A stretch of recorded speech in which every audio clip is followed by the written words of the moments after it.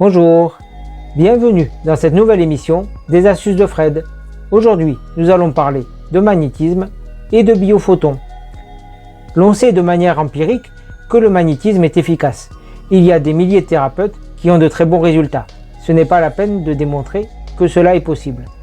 Par contre, il est difficile de comprendre comment cela marche. Au XVIIIe siècle, il y a le médecin allemand Anton Mesmer qui a parlé de magnétisme animal. Et depuis, nous avons conservé ce terme de magnétisme. Il a imaginé un fluide de type magnétique qui pouvait agir à distance pour améliorer la cicatrisation ou aider les gens. Et il était persuadé que cela était d'origine magnétique et électrique car il mettait des aimants dans sa poche et il a développé la technique du baquet Mesmer dans lequel il plongeait des tiges métalliques et les gens mettaient les parties de leur corps à réparer dans ces baquets Mesmer. Et en fait, on sait maintenant que l'on émet trop peu de magnétisme pour que l'effet de ce qu'on appelle le magnétisme soit dû au magnétisme du corps humain. Donc il faut bien trouver une explication. Et en fait, durant le XXe siècle, des physiciens ont découvert les biophotons. Il ne s'agit pas de bioluminescence. La bioluminescence, c'est quand des êtres vivants qui vivent dans des grottes ou dans des endroits sombres comme les abysses produisent de la lumière pour attirer leur proie ou leur partenaire sexuel. Il peut s'agir de lucioles ou de poissons des grandes profondeurs. Dans ce cas-là, il s'agit de bioluminescence, c'est-à-dire de bactéries qui vivent en symbiose avec ces animaux, qui produisent la lumière via des réactions chimiques. Dans le cas des biophotons, on ne parle pas de bioluminescence, mais de la production de lumière directement par l'ADN ou les cellules humaines. Et l'on va lire ensemble quelques phrases de l'article Wikipédia qui est consacré aux biophotons. Le biophoton, du grec bio signifiant vie et photon signifiant lumière, est un photon, corpuscule d'énergie électromagnétique d'origine biologique, n'étant pas issu de produits d'une réaction enzymatique spécifique. Autrement dit, c'est l'émission spontanée de lumière d'intensité ultra faible émanant de tous les êtres vivants. Voilà la définition des biophotons. On va descendre plus loin pour voir l'historique de la découverte de ces biophotons. Dans les années 1920, l'embryologiste allemand-russe Alexandre Gurevitch découvre une émission ultra faible de photons ultraviolets par les tissus vivants.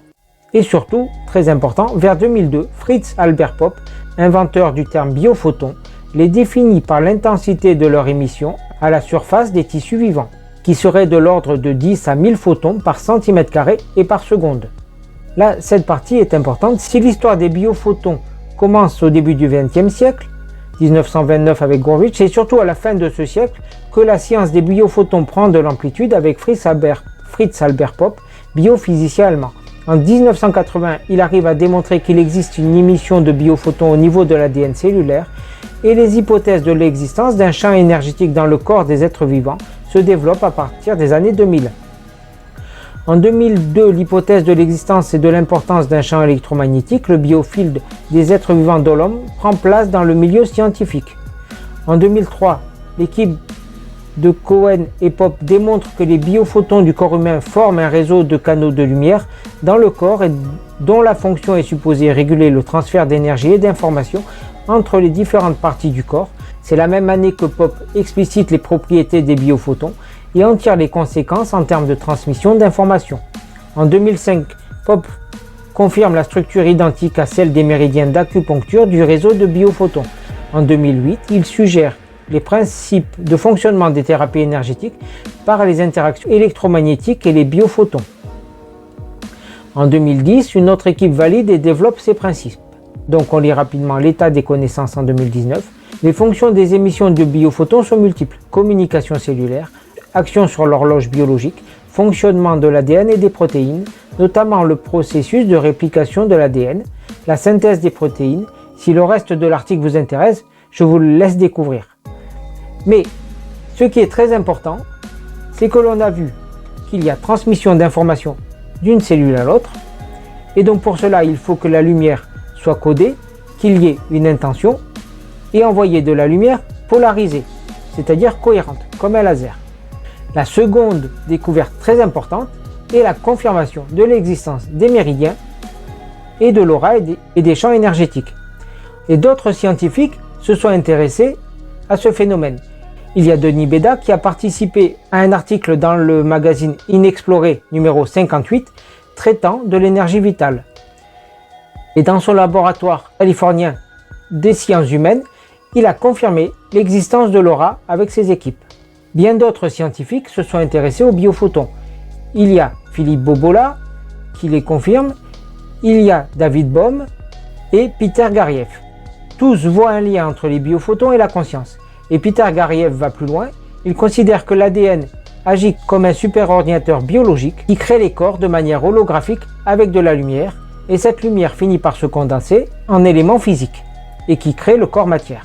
Mais ce qui tend à prouver ça, c'est le linceul de Turin. Il a été prouvé maintenant que le linceul de Turin est un tissu qui date réellement d'il y a 2000 ans. Et cela est prouvé par les pollens de plantes qui n'existaient qu'au Moyen-Orient il y a 2000 ans, et les techniques de tissage. Et dans ses livres, Les dictionnaires de l'impossible, Didier Van Kovlart explique que Jacques Sias, qui est un spécialiste de la radiothérapie, a compris que pour imprimer l'image qui est sur le sensuaire, il faut que le corps se transmute en lumière multidirectionnelle de 1 watt. C'est comme si le corps de Jésus-Christ avait émis des lasers dans toutes les directions de 1 watt de puissance. Mais ce qui est important, c'est qu'on a d'autres témoignages de personnes qui ont transmuté leur corps en lumière, comme des moines bouddhistes ou des moines shinto au Japon.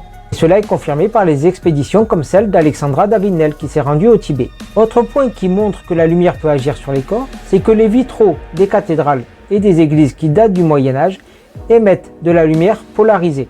Les vitraux actuels ne le font plus, mais on sait par des alchimistes comme Patrick Bernsteinas que le bleu était obtenu par transmutation alchimique de métaux pour fabriquer du métal transparent, du verre métallique. Et ce verre métallique avait des propriétés pour polariser la lumière.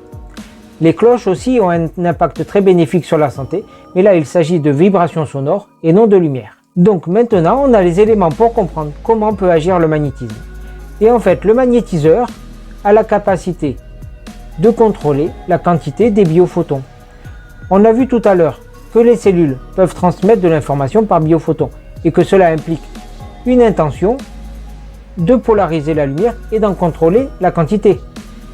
Et donc on comprend aisément que le magnétiseur peut faire de même par sa propre intention.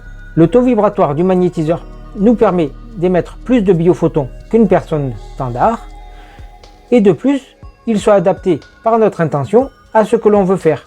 Et donc cela se module naturellement et n'agit pas de la même manière si on veut soigner une plaie et cicatriser une blessure, ou agir sur un organe, ou relancer la circulation énergétique dans les méridiens et les chakras. Et donc ces biophotons sont l'explication scientifique qui permet de comprendre comment agit le magnétisme sur les corps humains. Et ça permet aussi d'envisager des guérisons très importantes, car si le corps est réellement fait de lumière et est un élément holographique, alors par la conscience et l'intention, les capacités de guérison seraient illimitées ou sont illimitées. Merci d'avoir regardé cette émission des astuces de Fred et je vous dis à bientôt pour une prochaine vidéo.